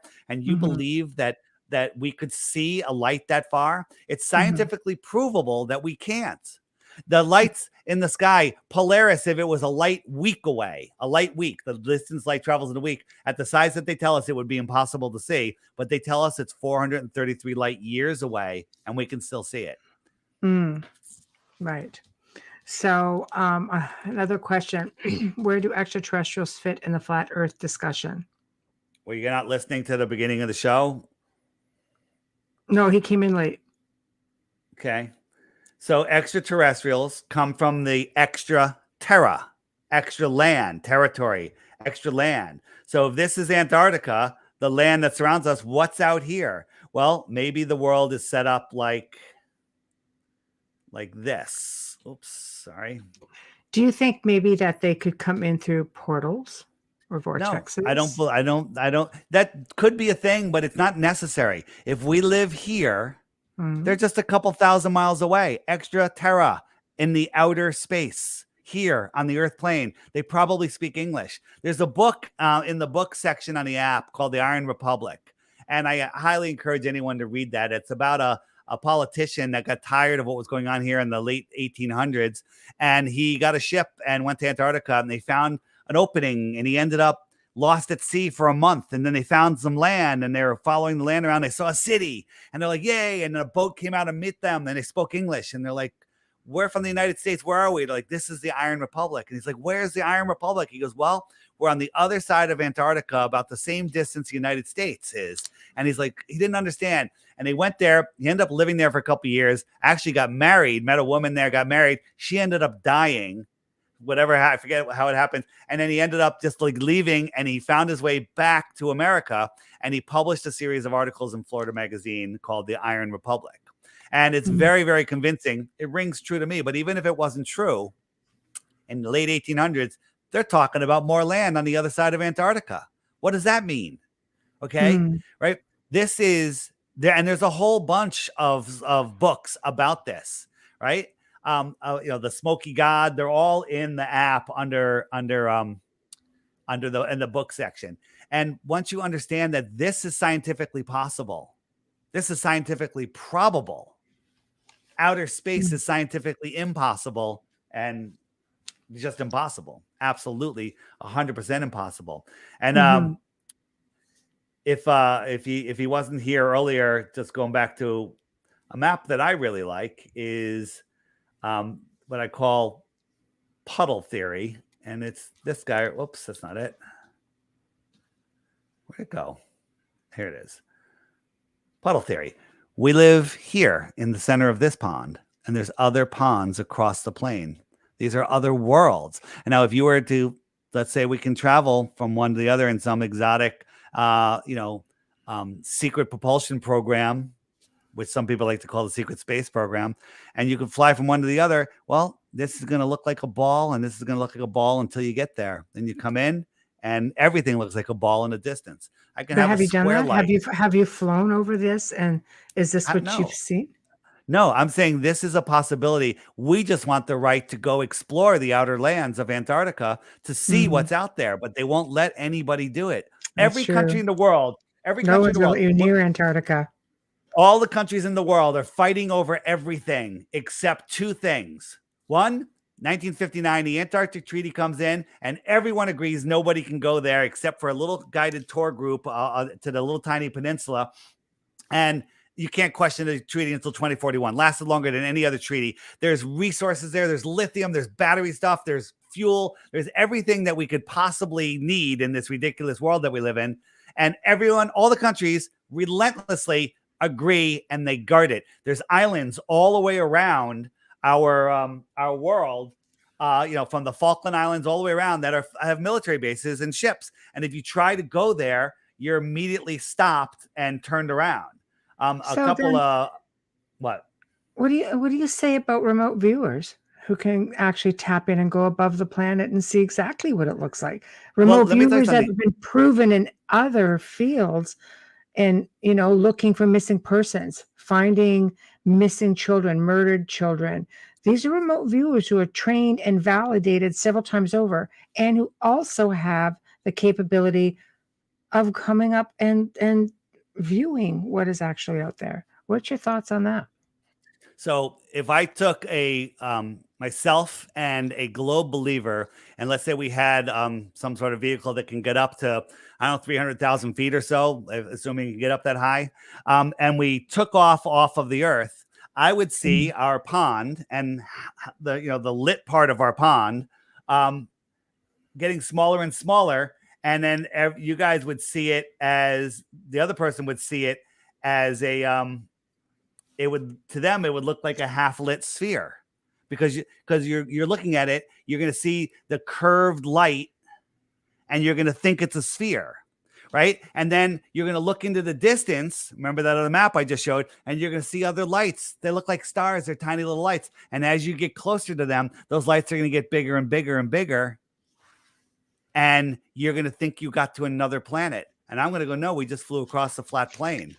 Airplanes fly straight and level across the flat plane. Sea level, not sea curve. Water lays flat. You can't have high pressure next to no pressure. Space vacuum. You can't have a rocket that pushes off of nothing, right? None of that makes sense. I believe that the connections, the real way they get between these ponds are tunnels, right? There's tunnels all over this world from the previous civilization that was here. And there was a reset that happened sometime in the 1800s that we came out of. And then we came out of it. There's people that took over this realm and put us in the matrix with their satanic system. Mm-hmm. Well, I don't argue the whole theories of the 1%er. That's for sure. So the other thing is, you get information and then you translate it based on your belief. Like if you didn't know if the Earth was a ball, if you weren't told the Earth was a ball and somebody told you the Earth was a ball, you go, you're crazy. It's flat. It's clearly not moving, but you've been trained your whole life. Everyone believes it's groupthink. It's follow the herd. And that's what you believe. And then that's how you interpret the world. If I had a square light and you were looking at it from a half a mile away, you'd tell me it was a sphere. Okay. A flat square looks like a sphere from a half a mile away. Okay. Everything, it's the way our eyes work, right? And so Mhm. if you think the earth is a globe, you're going to see a globe until someone goes, no, look, you're not looking at it right. And then you go, oh, but that's what you were trained to see. That's what you were taught to think. And that's how you see the world. Okay, hold on. I'm just trying to keep up with all the comments and stuff. Sorry. Do you make or fix any mechanical components? Are you an expert? I don't know what they're talking about there. Yeah, I'm just putting them up. Yeah. Hold on. There's just another I'm very one. handy. I make all sorts of things. I have I have some stuff that would blow your mind. I have a Tesla coil that is truly amazing. It pulls energy out of the ether, but nobody even knows about stuff like this. Yeah. Okay. So again, I'm just moving along here. So again, it's still hold on. What am I looking at? Where am I missing? It was a special metal tape with extremely proven adhesive. Okay. I think I'm lost. I find that again, getting back to my question about remote viewing, there are some very gifted people. I know because I've worked with many of them who can just on a whim, just hear a name, find a coordinate, go out and find things that Let me ask you a are. I question. mean, Why do you have a longitude, latitude, 2 vector system for a 3-dimensional Earth? Where's the z-axis? Or is that latitude and longitude describing a flat Earth? Okay, the remote viewers work perfectly on a flat Earth. It makes perfect sense. The only discrepancy that they will have is their misunderstanding that if they went to another world, it's right here across the flat plane. They're just thinking, well, I'm seeing it. They see it differently. They see it completely differently. It's the same thing. Why? The question it's just like the person before. Where did all the lithium come from? What difference does it make if the Earth was a globe or flat? The Earth has lithium in it. Okay. Just coming up. Okay. So I'm just watching other things come in. You'll have to excuse me. Popular guy, That's all right. Dave. No, I get it. I get it. Here's the thing. For the people that are really fighting hard, and I'm used to this, ask yourself, forget what's your best globe proof. And the thing is, you don't have any other than, Disney and NASA show you pictures of planets. But in reality, when you look up, you're seeing lights in the sky that are impossible. I look at Jupiter in the sky. It's brighter than any star on some nights. Well, how's that dusty, dirty, gassy ball reflecting a distant sun back to the Earth, ignoring the inverse square law of light and being so bright? It makes absolutely no sense unless that light that we're seeing is something else, something energetic, right? This is the star Sirius. Does that look like a burning ball quadrillions of miles away? Right? My favorite one is Capella. You can see it with your naked eye. This is Capella. Okay, this is here within our Earth system. Find Capella in the sky, look at it. This is what you're seeing. Okay, get a super zoom camera, binoculars, telescope, zoom in. This is what you'll see. This is sentient, right? I believe that we're in this living system that's the layers of heavens above us and the densities below us. It's all alive, and we're part of this living system. And the positions of the luminaries, where you are, when you were born, all of that matter. All of the wandering stars, which are now called planets in this satanic system, are named after gods. Okay? They're lying to us about everything. Oh, I don't doubt that we're being lied to. Right. And I showed you NASA faking things. Once you see that, you have to let it go. You have to let NASA go. Right. I could show you stuff on the space station that they're not there. They're faking it. I show you one time they're hanging from wires, then it's over. I'll show it to you 10 times. You want to see green screen? I'll show you where the green screen reveals itself. I'll show you them on harnesses. I'll show you their bathroom. Go, everyone. I'm not even going to show you NASA stuff today. When we're done, go to my YouTube channel. It's kind of, I don't know why it's blocked here. DITRH. DITRH. Deep inside the rabbit hole, right there. DITRH, and go to my latest video, or it's 1 or 2 videos back. It says I have to go to the bathroom. Watch that video with a thinking mind. It's short. It's 5 minutes, less than 5 minutes. And then you'll understand that makes absolutely no sense. Read the pinned comment too. Okay. And then once you let go, once your ego goes, okay, I've been lied to, then the whole world opens up to you. The whole world opens up to you. But you can still believe that you've been, that we're being lied to. I mean, that is evident with, like I said, with the powers that be. That's all over the place. You are in good company with a majority of people who are on board with, we are being lied to by the powers that be. However, okay, in all fairness, there's still a lot of questions that cannot be unequivocally answered when it comes to your perspective and from what you're saying. There's a lot that can't be answered. Well. So here's the thing. Nobody's arguing that we're being lied to. I could show you that we can. I showed you that we can see too far. You can go verify that yourself. Yeah. I showed you the physics of water, that water lays level. Large bodies of water rest lay level, and there is no curvature. I could show you laser experiments. They're all in the app. Showing lasers, microwaves, sonar, gunner, testimony from Navy people that say, they can, with their railgun, they can hit another ship 100 miles away. They can pinpoint another ship 100 miles away with a pencil thin laser beam. Well, there'd be 6,000 feet of curvature in between them. That's impossible. A submarine at the bottom of the ocean can see another submarine 100 miles away. Well, that sonar would have to climb over a mountain over a mile high, go down, hit the submarine, and come back bouncing over a mountain. That doesn't happen. These things only work on a flat earth, on a flat earth. So the question is, I showed you, I can show you these things again and again and again. Where is your proof of the globe? Right? In the app, if you go to where is it? But there are a lot of people who much like yourself are passionate about the information that they have with respects to the globe. Well, they're passionate. I was passionate too, but here's the thing. Where's your proof? There's a video here. Rockets are balloons. NASA people, go watch those videos, and then you'll understand how big the lie is and how they lied to you. Watch these videos, and you'll see that they dropped the capsule that had the astronauts in it. They dropped it out of an airplane. I don't think the astronauts were actually in there, but they could have been. But they drop it out of an airplane. Okay, and then they're like, oh, it's back here on Earth, and all of it is nonsense. Watch that. Here, it's the 4th row down. Full-length movies. Watch those movies. You can't get through 3 of them and end up and still believe in the globe, or if you did, you didn't pay attention. Okay, go ahead. Okay, next question. If the world is flat, how thick or thin is it? Paper thin or a column 20 miles high?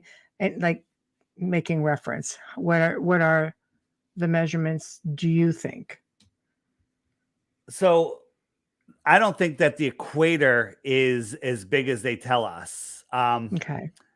And the deepest hole ever dug, as I said before, is less than 8 miles. Okay.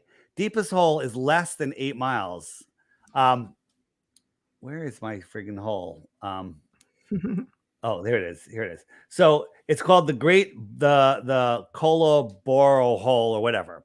So this is actually what I wanted. So this is the actual capped drill bit, but they drilled down. It's here up in Russia, and they went down for 8 miles. Okay. So this is, where am I? There we go. Sorry about that.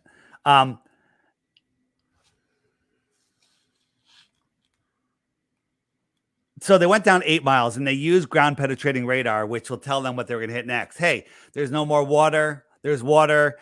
They were wrong. Every time they did it, they were wrong. Like, all right, there's no more water. They hit water. Right? There's no more rocks. They hit rocks. Right. And then they kept going, and then it got too hot and too hard. And they tried for years, and they could not get any deeper than 7.5, just short of 8 miles. Okay. So let's put that into equivalent. So if we're drilling through the skin of an apple, okay, if we're drilling through the skin of an apple, They got halfway, not even halfway through the skin, and they were wrong every step of the way. Okay. That's just going through the skin of an apple. And then somehow they know what that's a core 4,000 miles farther. They showed us a bunch of memes in books of, the core of the earth, the molten magnetic core. You can't have a molten magnetic core. Every magnet, when you heat it up before it melts, it hits the Curie point, and that's where it loses its magnetism. But somehow, we have a molten magnetic core, and somehow they know that when they couldn't guess what was in the skin of the apple. I'm sorry, you're believing stories. Okay. Good. Oh, where'd you go? Oh, I'm gone again. Hold on. I'm coming back. I'm coming back. Here I am. Okay. Right. These are all different pictures right. of Earth from NASA. These are paintings. Okay. They're paintings. Okay. Let me ask you a question. So- What would be easier? What would be easier to paint? Oh, there I go again. I like the wine. Yeah. Well, what would be easier to paint? The wine or the ball Earth? What would be easier to paint? I don't know. I think it depends on the artist. Well, that's sort of a loaded question. You asked. Why is that? Why am I still don't understand why I'm in front of that. Oh, that's Yeah, why. I don't know. I got it. You're gone, you're back, you're gone, Here I am. you're back. So this is a painting. Right. This is a painting. If you zoomed in on it, it's so detailed you couldn't tell it's a painting. This is a painting too. This is a cartoon. Okay. And so people go, well, they couldn't fake it. Yeah, they're faking it. They're absolutely faking it. Right? This is unbelievable how much they're faking it. Right? Well, this is the one that was on everyone's Tamara, iPhone. who is an artist. She says they were actually not very hard to paint either way. Well, there you go. That's my point. Well, if you can, the wine glass one is pretty impressive. I mean, it's got the window. Easy for her. Well, that's what I'm saying. Yeah. It depends on the artist. I think at the end of the day, you've got two sides of a coin, and you're both sides are very passionate about each other's perspectives, and your people. Let me ask you a question. Well, you guys are all conspiracies. They're saying you're all conspiracies. It's really hard because there's nothing definitive to say for sure. So hang on. There absolutely is definitive things to say. It's the globe people that don't take the time to look. Give me one proof of the globe. One proof of the globe. And your answer is going to be, I'm not a scientist. I don't know. I'm not a professional. You just believe the Earth is a globe. But there are scientists who tell you. Name one. Do you have any scientists that have worked? Do you have any scientists that have, worked with the flat Earth theory? We have NASA whistleblowers. We have engineers. We have what's the definition of a scientist? Is a scientist somebody that's funded by the government with grants? Well, they're not going to speak out because they lose their grants. Right, they're not allowed. Tell you that about the Vatican too. Yeah, well, so again, look at all this. Here's the thing. Yeah, Globers say some scientist somewhere figured it out. Well, that's not good. That's a belief. That's a religion. Okay, right. Michio Kaku himself says that cosmology is off by 10 to the power of 120. That's 10 with 120 zeros. A trillion is in 12 zeros. 10 times more than a trillion. 10 times more than a trillion. Okay. That's how far off they are. Theoretical physics has never predicted anything accurately. It's all made up pseudoscience. Right. Okay. Well, I'm being the devil's advocate here because again, so before we there's two sides to every story, then there's a truth in the middle, right? There is. Somebody offer me one proof of the globe. One. I haven't heard one yet. And I'm not just going to I'm not going to deny it. I'm not going to say fake. I'm going to show you. Apparently somebody did and went to collect his $100,000 and couldn't get it. So cite what they did. You can't because they didn't do anything. right? They The came. article actually does. It's very detailed about what it is. I can send you a link to it if you'd like. It Yes, sure. probably, Send me a link, and you know, we'll gives you something I'll to do. work with and rebut, though. Well, You know what I mean? here's the thing. We've looked at all of these things. There are no proofs of the globe. There's none. There's none. There's Right, just a belief. There's just a religious belief of the globe. I mean, right, this is the globe. It's photoshopped. They're lazy. They use the same clouds again and again and again. right, right. Either way, I have to tell you, it's always a pleasure having you on because I love your passion, and you just have such a strong belief, and you just go after it, It's and not a I have belief. a I don't healthy believe the earth respect for is that. flat. I don't Right? believe. I Yes, know that it's not a globe, and I know yes, it's testably, measurably, scientifically, provably, observably flat and level yeah, and stationary. yes, yes. And as we near the end of the show, Zach, what a show! Thank you. Yeah, we always call him our third host. Thank you, Dave, for joining us this evening and saying goodbye to everyone. So Let this me is the part of, sorry, go, I was go going to ahead. say, everybody, you can find all of my videos, all my Yes. interviews, all my short videos, DITRH videos. It's all at flatearthdave.com. The app is there too. It's $3. And just go read the reviews. Don't buy the app. Just go read the reviews. It's a one-time charge, $3. There is, if you want to be able to message other people or fill out a profile, which you don't have to, it's $10, $11 a year. Okay, Right. $11 a year. It's pretty darn reasonable. But you don't have to subscribe. Just check it out, watch the videos there, or on the website for free. Go to the Flat Earth Crash Course. I challenge anyone to watch the first 3 videos there There we and go. walk away and say the Earth is a globe. It's impossible. There we go. Amelia has got Impossible. your website up on Facebook as well, and that's on our page. So anybody that wants to see it, of course, you'll be able to just check it out under, as you can see under our names. Dave's got his website right there, and it's been really interesting because yes, if you want to email me, there you go, the outer realm contact at gmail.com. There we go. And I will definitely, if you're interested, happily send you the link. It's always good Yeah, to sure. rebut. It's Absolutely. there, you know what I mean? So It's already been rebutted, so I just don't know which one you're talking about. no, but it just gives you an idea what was done, right? So I'm a researcher at heart, and I do love to look at everything, cross-reference it time after time after time. And I always say, it doesn't matter whether people agree. It's just a matter of being respectful from all forms. It's the only way that people actually want to learn more from you. If they feel disrespected from any individual who's trying to teach them something, of course, people have questions. You're trying to get away from something. We talk about this on many levels. You're taught certain things from the time you're this big. You go through mainstream education, maybe religions take play. You're being told by your parents, you're being told by your teachers, you're being told by everybody that things are a certain way. Sometimes it's a matter of being patient to explain. There's so much division in the world as it is. It's really hard. If you really want to try to reach people, there can't be division. It's like with something like this, it's you got, you're the globers and you got like the flat earthers, and it's like, man, come together and you probably just find you get a lot more achieved that way. I come at it from the perspective of a student. I surely don't have answers to a lot of what my guests come forward, but I do have millions of people who want to listen and who want to hear that side, because it's not made available to mainstream people, right? We have to rely on shows that bring people such as yourself forward to They're talk about this stuff. they're hiding this information because it's about control.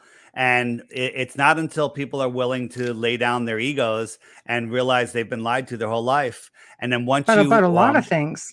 yeah, Yeah. well, a lot of things, but the way they get away with these things, they have you spinning out of control. They don't have your feet planted. They don't have your higher mind activated because you're trapped in the heliocentric matrix. When you're in the matrix, your brain doesn't work, and then they can get through all other psyops on you. They can make you think that a boogeyman's flying through the air and it's going to make you chimp like a monkey. Okay, they can make you believe anything. It's all absolute nonsense. And once you wake up to flat Earth, then you wake up to everything else. It's Mhm. amazing. Right. And I love it. Again, I love your energy, and I love the presentation. I've definitely enjoyed every step of the way through the show, and I knew I would. We had a blast the first time you were on, and we definitely had a blast with you this time. Amelia, of course, from chat, because she's still, getting better, and long haul for her, so she didn't want to miss this either. So thank you, and I will send you the links to the show, and I will email you with that other link, and I can email you, of course, with other information, as I always do with our guests, to let you know what our listenership was. All right. Thanks so much. Okay, Dave. Thank you. Always a pleasure. Have a good night. Good night, Bye. darling. Bye-bye now.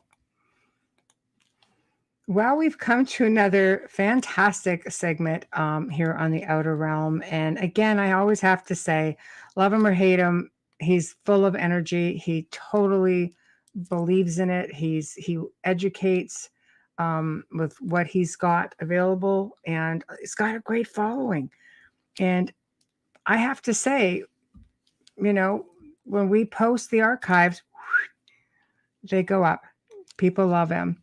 So thank you, big thank you to David Weiss tonight. And guys, if you're on YouTube and you enjoy the content, please subscribe. It would be appreciated. We appreciate your support and want to continue to bring you interesting guests. So thank you, Folgers Coffee. Thank you, Dr. Snick. If you guys do want to contact me, please, the outerrealmcontact@gmail.com. I will respond as I can. If you have questions for myself or Amelia, that's how you do it. Next week, we have the return of Ryan Musgrave Evans, who's going to be picking up where he left off with his research in respect to experiences with tall whites. And Thursday evening, we welcome back friend and guest Nick Redfern to the show, who will be discussing Rh-negative blood and the ET connection. Until then, of course, Amelia and I bid you all good night. And to all David's followers in chat, thank you so much for partaking. We really appreciate it. And never know, maybe we'll all get to do this again sometime. So thank you and good night, everyone.